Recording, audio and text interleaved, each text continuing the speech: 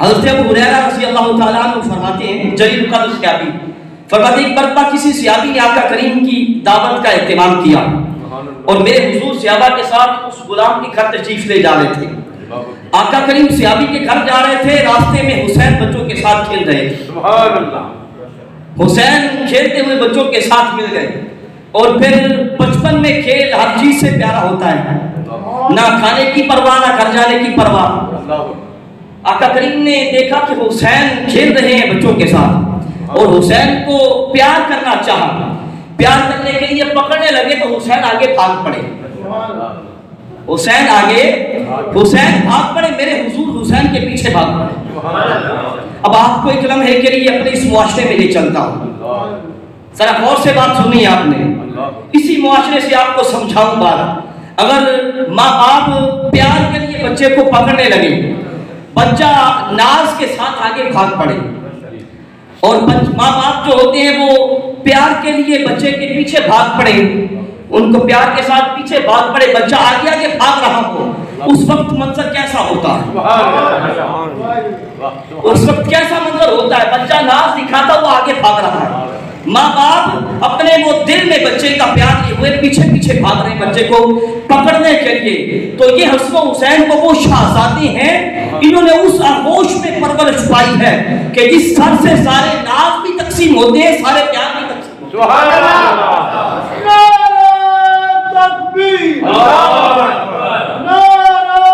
رسالت، نعرہ رسالت، تاجدار ختم نبوت، زندہ باد، زندہ باد، تاجدار ختم نبوت، زندہ باد، زندہ باد، نعرہ حیدری، نعرہ تحقیق، سبحان اللہ۔ اب اسی حسی منظر میں اگر ماں باپ بچے کو جب پکڑ لیتے ہیں، بچہ آگے بھاگ رہا تھا، ماں باپ خوش ہوتے ہیں، اس سے پیچھے بھاگ رہے ہیں، جب ماں باپ پکڑ لیتے پھر کیا انداز ہوتا ہے، پھر کیسا محبت کا حسین منظر ہوتا ہے۔ مگر جب حضور نے حسین کو پکڑا ہوگا اس وقت کیا حسین منظر ہوگا، اس وقت محبتوں کا کیسا حسین منظر ہوگا، جب میرے آقا نے حسین پیارے کو، وہ حسین جس نے میرے حضور کے دین کے لیے 72 تن ہی قربان کر دیا، وہ حسین جب آگے بھاگ رہا ہوگا، میرے حضور حسین کو پکڑنے کے لیے پیچھے بھاگ رہے ہوں گے، کیسا منظر ہوگا۔ پھر جب جانے کائنات نے اس حسین کو پکڑا ہوگا پھر کیسا منظر ہوگا۔ پھر آگے سننا ذرا توجہ سے دل کے کان کھول کے، حضرت ابو ہریرہ فرماتے ہیں جب جانے کائنات نے حسین کو پکڑا، ایک مبارک ہاتھ حسین کی گدی کے نیچے رکھ دیا اور دوسرے مبارک ہاتھ سے حسین کی ٹھوڑی کو پکڑا، اپنا مبارک منہ حسین کے منہ کے اوپر رکھ دیا، اپنا منہ حسین کے منہ کے اوپر رکھ کے حسین کو بوسا دیا۔ اور یہی حضرت ابو ہریرہ رضی اللہ تعالیٰ عنہ فرماتے ہیں کہ مرتبہ جانے کا اللہ جلوہ فرمائے، میرے حضور جلوہ فرمائے اور امام حسین آ گئے حضور کی بارگاہ میں۔ آقا کریم نے اپنی آغوش میں لے لیا، آقا کریم نے حسین کو آغوش میں لے لیا، اور امام حسین نے حضور کی مبارک داڑھی سے کھیلنا شروع کر دیا۔ حضرت ابو ہریرہ فرماتے جب حسین نے آقا کی مبارک داڑھی سے کھیلنا شروع کیا نا تو جانے کائنات نے اپنا مبارک منہ کھولا، اپنا مبارک منہ کھول کے حسین کا منہ اپنے منہ میں ڈال دیا،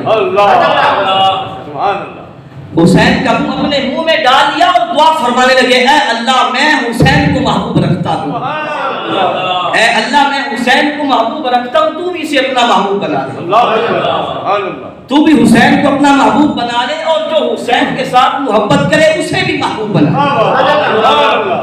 نعرہ تکبیر، نعرہ رسالت، نعرہ تحقیق، نعرہ حیدری، حسینیت زندہ باد۔ جو حسین کے ساتھ